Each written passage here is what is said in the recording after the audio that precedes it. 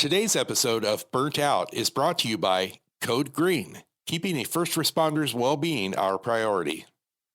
Turning Point Madison County, a 24/7 call helpline that assists people in life-altering situations with a primary focus on addictions and mental illnesses. And by Bridges of Hope, accredited care for substance use disorders. For more information on our sponsors, please visit burntoutpodcast.org. Engine 1 out, World Trade Center, 1060. Send every available ambulance, everything you got to World Trade Center now. Type 4, 1060, been transmitted.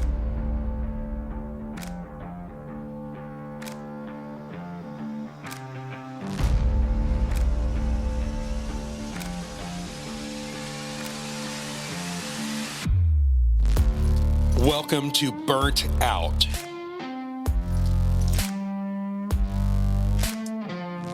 The Burnt Out podcast shares stories of firefighters, emergency medical personnel, and other first responders around the world to create a pathway to save lives. The stories you will hear are real and may be disturbing to some listeners. Listener discretion is advised.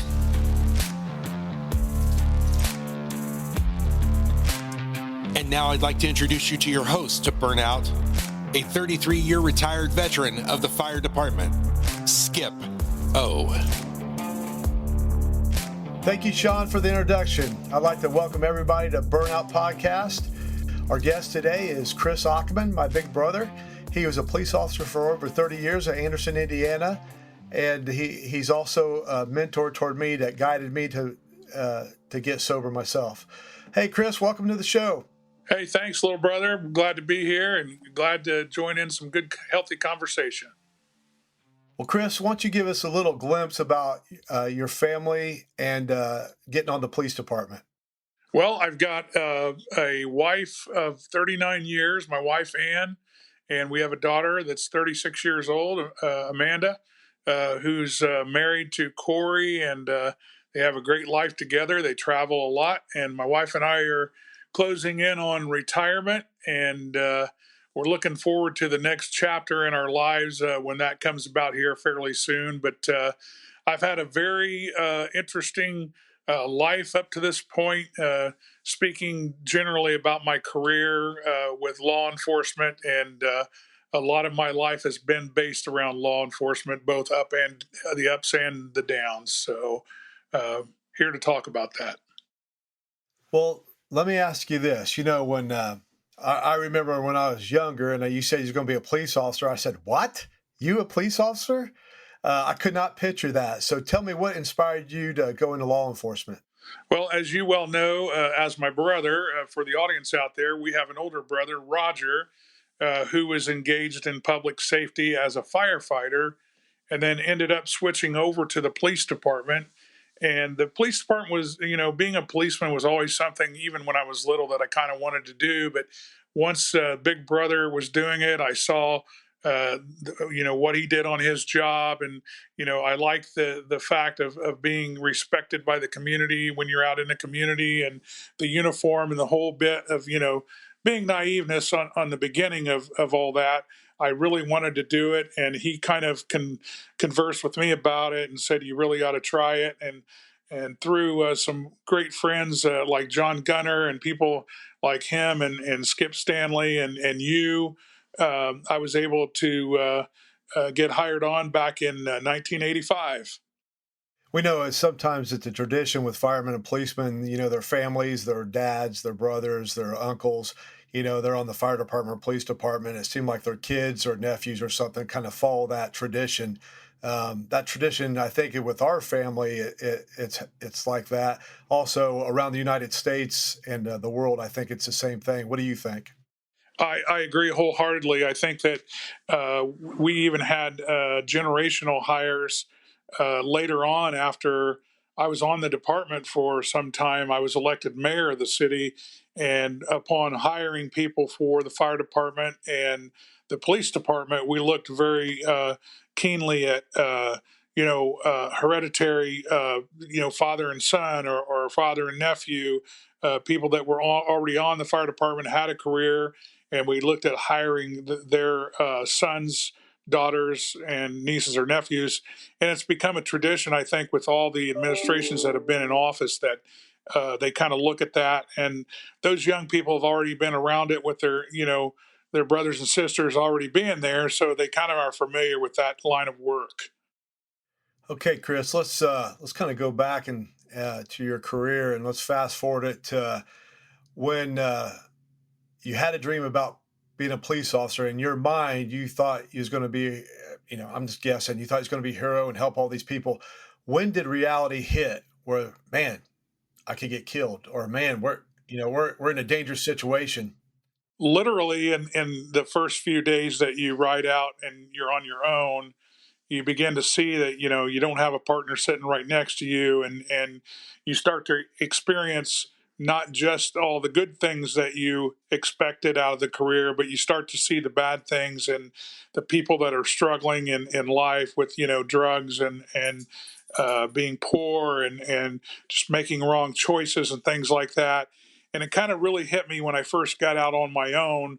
But along the way, there were some other things, through my career that really changed my opinion of how I dealt with things. And I always tried to have a positive attitude, but it became very difficult at times to keep that positive attitude when you deal with a negative. And of course, when you're young on the department like that, they usually place you on like a third shift or a second shift where most of the criminal activity takes place, and you deal with some pretty interesting people, to say the least. Was there one in particular that one run or one call that's bothered you early on that you saw? Well, there were two actually, if I may. The very first one that I was most scared, to use it point blank, is working in city court. I had a young man that came in through town, and he was only here briefly in town and got arrested, and he had some mental challenges, but he ended up being placed into the holding room where I had other people in there, other prisoners. I was serving as a bailiff in that court, and he attempted to disarm me. And I was very fortunate that day that my gun was placed in a safety position where he couldn't fire it, and we had a physical altercation. And that's when probably the worst scenario of my whole career was. I almost lost my life with this guy that I didn't even know, and he was only 5 feet tall and weighed like 100 pounds soaking wet, but it didn't matter. That's when I knew that things are going to be different throughout my career. And the second one was obviously, when I came to know my little brother even better, is an incident at our parents' house when they were in Florida, and involving you and myself. And I don't want to get ahead of everything, but I definitely want to dig into that and tell people how that, affected my life and my career, and our relationship as well. Sure, absolutely. One thing with everybody that's listening, you got a brother, sister, either blood or somebody that's on the job that you can trust, you care about, and that, when they call you and they say, I got a problem, they're the ones that are going to say, do I need a shovel? Yeah, yeah. So yeah, that's a kind of brother that I got. My brother Roger and my sister Dixie and all that. But some of us don't have brothers and sisters, but we have brothers and sisters on the job, and that's something that trust comes in, where people that they're not on the job, they don't understand that kind of brotherhood. And there's another side to it where we can be that coffee table talk. We can be the biggest gossipers in the world too. Kris, did you witness anybody, like any of your fellow police officers, as far as their mental health, and did some of them have trouble with their mental health or have any addiction problems? And you don't have to name any names. Did you see that in your career? Yes, I did, Skip. And I won't mention names, but I saw a lot of things that where pride kind of stood in the way sometimes, where they didn't want to share with anybody, but they would share with one or two people about things that they were experiencing in a bad instance in their police career, where they really didn't know how to handle it. And I think it was around that time back then when we started to see programs that even you now are involved in, but at the time were not. and it was, how do we handle certain situations when there's depression involved, and just basically suicidal thoughts and things like that. And you do experience that with the things that you deal with, and a lot of those gentlemen at the time, there weren't a lot of females that did, but it would be dealing with deaths, that they would work a case where there was a dead body or a child was involved. And I definitely want to talk about the child part of this too later on in this interview. But that was one time when it was at my low on the police department that caused me to have those thoughts and go into depression. And actually, it ended up culminating in one of the reasons that I ended up retiring was some things that I saw that I couldn't get past. And I got kind of tired of dealing with it and had to deal with counselors and things like that through this. And that was investigating child crimes. It became something that was very monotonous and very hard on your mind, and you couldn't get it off your mind a lot. Even when you come home, you bring it home with you. And so those are just a tidbit of things that I saw. But a lot of my good friends, I still today talk to them about it, and we still share and have time for coffee time to talk about our lows and highs back through our career. Sure. And you said you went and got counseling for that before you retired? Yeah, the interesting thing, and I always bring this up a lot when I talk to groups, is our instance where I found you in one of your lowest points in your life, and you were contemplating suicide, and I had to learn right away. Hey, this I don't know what to do. This is my brother, and I had never experienced that hands on where it was that close to me, and to draw a big circle to come back around in my career, and you were the one who actually helped me get through the times later in my career. So it was kind of a nice turn of events, but we went through a lot in between. Both of us did, both with your struggles with dependency and my struggles with the job, in and out of depressive situations, and we were able to come together later on in life and really help each other. And I'll never forget that. That's something that people need to know, that sometimes your best counselor is close to you all the time and you don't even realize it. And Skip always tell you thank you for being there for me, and I was glad that I could be there for you at your lowest time. Absolutely. What Kris is talking about back in 1989, him and my brother-in-law Jerry, which was on the fire department too. They came where I was at, and I had a gun, a rifle, and I was gonna be done. I was done with life. I was done as seeing those scenes, done as struggling. I was drinking and using drugs, shooting up a lot of cocaine, but they showed up and intervened in that and got me to my first treatment center. And since then, I've been in and out of treatment 4 times. Kris has already been there to tell me the truth, not what I wanted to hear, but what I needed to hear, and vice versa. That's how our relationship is. We're very honest without being. We're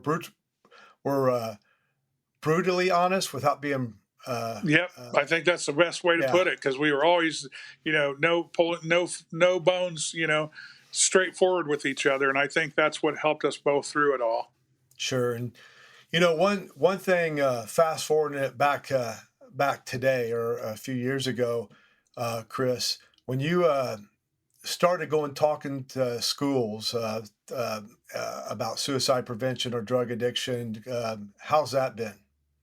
Well, obviously, back in our day, in the early days, we didn't see a lot of that when we were in school. And it seems like as we've grown older and society has changed, we see a lot more youth that have committed suicide. And it's been a great opportunity to learn about this, but also at the same time, you've given me opportunities when we go into the schools to really talk to these kids, and using the example that I just used between you and I, and trying to hit home with those people about, there's always somebody there, and it's not I forget the adage we used to use about it's a quick solution to a permanent problem, or I forget how that goes, but you taught me that, and I've used that in a lot of conversations with these kids, and I think it seems to help. I know you and I have had some positive results and seen some kids that have had tendencies like that have come out of that and ended up being great, pillars in society. So I think we've done something good along the way, at least. Sure. When I'm 56 years old. When we were kids, we had J.R. Rosencrantz would come into the schools and teach fire safety. We had the firefighters come in, but we didn't have the police. We didn't hear about addiction or suicide until much later, after my kids got in school and they started talking about it. So it's changed quite a bit to the good, I believe. I believe we need to keep pushing forward, especially with our first responders, the military, law enforcement, and firefighters. I seen a change about 5 years ago, 5 to 6 years ago, about everybody was coming on with a peer support and trying to be proactive and helping people instead of firing people. That's what I've seen. Not all departments are like that through the United States or the world, but I've seen a lot of them start working that way. What have you seen, Chris? I think the more we see in our career and the way that the world is changing, I think we're seeing that more and more. And I think that I guess the awareness has been heightened a lot. And so we have more to deal with than what we used to. I don't know if it was just there before and we didn't see it, but I know now it's very visible in a lot of ways. And I think we're coming up with a lot of different ways too to kind of tend to those problems. So I know I see it, and especially working alongside you and some of the groups that you and I are involved in and dealing with these things. I think it's an awareness that's at an all time high. All right, let me ask you a question. When you, as the mayor, councilman, and all the stuff you did, administrative part of it, some administrations out there, it's out of sight, out of mind. They don't care. I'm not going to shouldn't say they don't care, but they're worried about their budget. They're worried about everything else when somebody goes to treatment. They're worried about overtime when somebody goes to treatment or gets help or somebody's off work. What would you tell those administrators? What would you tell them right now if you're sitting there talking to them and you're talking about peer support and mental health? Because some of them from the old school, hey, you just got, what you're signed up for. What would you tell them, Chris? Yeah, they need to be more proactive in how they handle those with policy and with individuals as they see it. They have some policies in place, but I don't think it gets down to the nitty gritty of dealing with the severe cases, in my opinion. And I think they have to be proactive all the time because it's ever changing as the world changes and the awareness keeps multiplying. I think they're going to have to be very aggressive in how they stay on top of that. That's just my opinion. Sure. One thing I've heard from different first responders or administrative, and a lot of it, it might have been the guy that's been in trouble several times. So it might be, you don't know how much truth they're getting out of a first responder that's struggling, but a lot of it might be true. And I know from my personal account, you get that old school where they might just be worried about who's going to cover, how are we going to cover this person while they're gone, which I get. Some small departments, you need every guy there.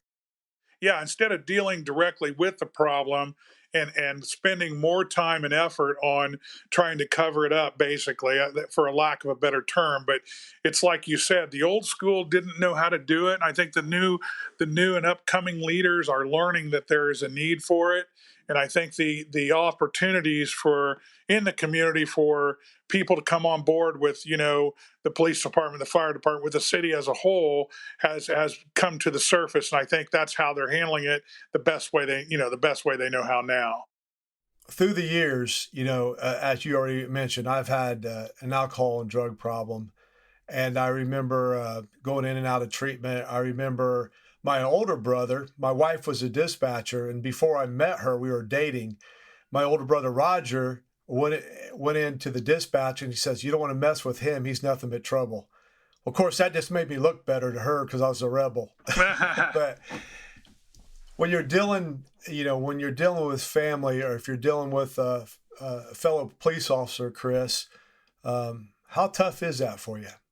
Well, it used to be a lot tougher because I was naive to the process, I think, for several years. And then, believe it or not, going through the experience that our family did with you and you and I together, going through that one incident, it has taught me a lot. And I'm not so shy about mentioning people and counselors and not being afraid to expose it to somebody who will listen, because if you don't, you know what the end result becomes. And none of us want to see that. And we've seen it too many times in our career. And I'm very forward with it when even now, when I talk to people and giving out your cell phone a million times a day, I know that there's hope for those people. And I wish there was 200 of you, because it seems like that's the volume of cases that we see now. I mean, I'm not even a case worker at the police department anymore as a sworn detective, but I still see it in everyday life. And I'm fortunate to have somebody like you in my life to be able to relay them to you so that we can get them to the right people to get the right help that they need. Chris, tell me something a long time ago. If you would go to your chief or your supervisor, and you said you were suicidal or think about killing yourself, would they take your gun and badge? Absolutely, they would.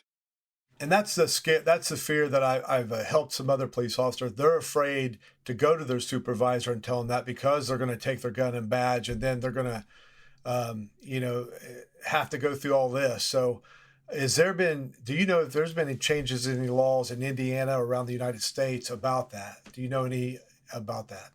I know it's evolving every day. I mean, there's constantly people talking to our state representative and our state senator here in trying to make changes in the laws to make sure that these people are protected, the ones that are having the issues. And I don't know how fast it's changing, but I know it's on the radar, and I know that they deal with different ordinances locally, and obviously laws with the state that try to handle that. So hopefully it's ever evolving, but in a positive way. Yeah, and sometimes, and this is just to be direct, sometimes politicians and not just politicians, because it's the person, they'll give you lip service to say what you want, and they won't follow through. And that's what a lot of us see out there. But we know it's slow moving sometimes, and it's hard. The biggest thing, it's hard to turn that big ship around, but I think it's turning around a little bit at a time. And I think with the American Foundation of Suicide Prevention here in Indiana and all through the United States has really come on board helping the first responders kind of educating us on mental health. And I really appreciate them. Oh, I think for the first time when I really started seeing changes, particularly at our department, is Tony Waters got on board with, I believe it was St. John or not Ascension Health or St. John's as we know it, but they started having these forums and sending people to school who, some of the schools like you've been to educate people on how to handle and deal with people that have those issues. And I think just seeing that and knowing my particular instance in detectives when, I was upset with the leaders up there in my division because they didn't understand what I was going through, and they didn't have a policy in place that really knew how to deal with that. And it was frustrating. But now to see the leaders moving forward and trying to educate themselves, that's got to have nothing but a positive result in the end. And I agree too. It's not quick enough as we'd like for it to be, but it is started. So I'm glad to see that. Sometimes on the fire department, police department, or somewhere, something bad has to happen for something good to happen. Yes. And that's the sad part about it. You need to be proactive at your department. If you're an administrator, you're listening, or if you're a firefighter or a police officer listening, be proactive. Don't wait the administration to do something. You can do something on your own too. And I think the situation like the academy trainings now for like police and fire, I think this is more part of their repertoire of things that they teach the younger guys coming in, where that wasn't the case before. Like you said earlier in this conversation, they basically said, I hope you know what you signed up for, and that was kind of left at that.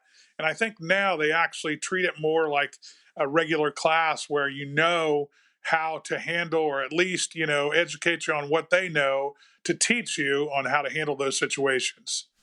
Kris, is there any organizations for police officers that you know about that are for mental health, or anything that you heard about for retirees?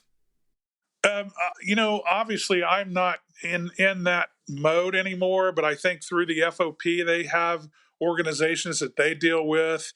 Our chapter of the FOP is constantly reaching out to our state governmental officials too, to try to keep abreast on what the best training is. But I do know there are some now that they use. I just don't know the name of them here Sure. Sorry right for now. putting you on the spot. No, that's okay. But I do know they utilize them.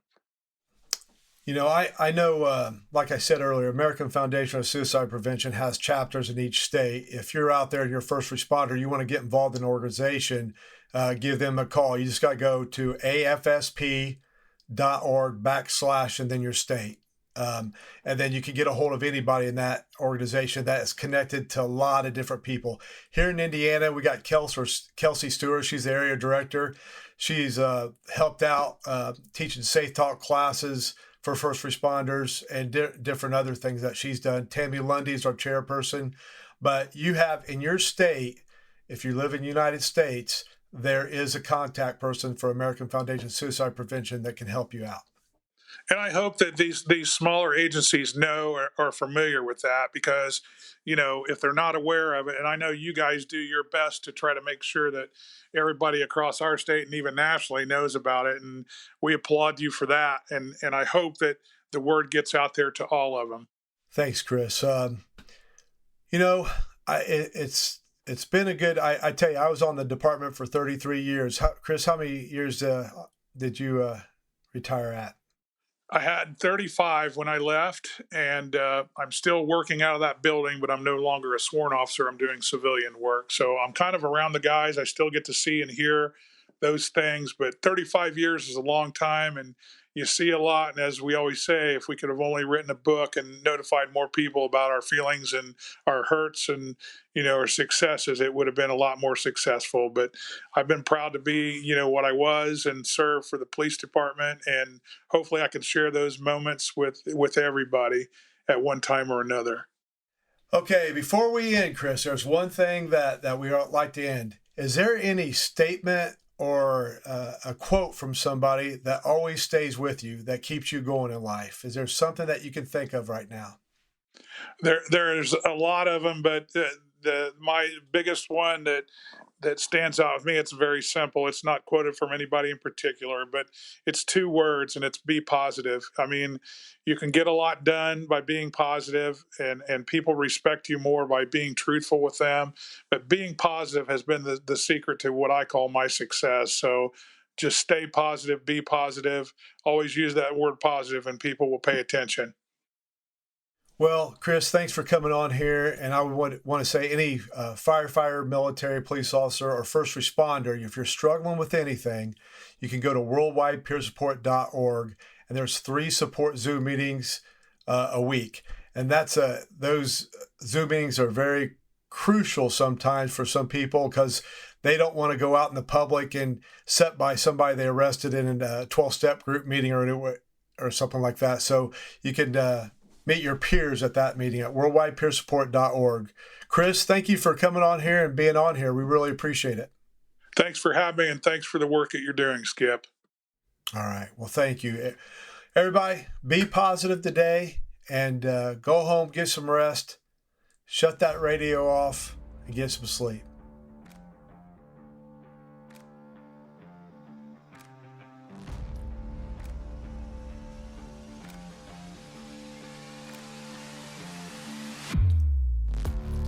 Thanks for tuning in to the Burnt Out Podcast.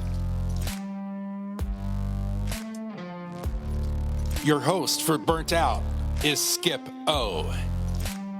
Produced by Sean P. Neal, a 2 on the Lobster production. Tune in every week for fresh episodes of Burnt Out. And visit burntout.org for more information.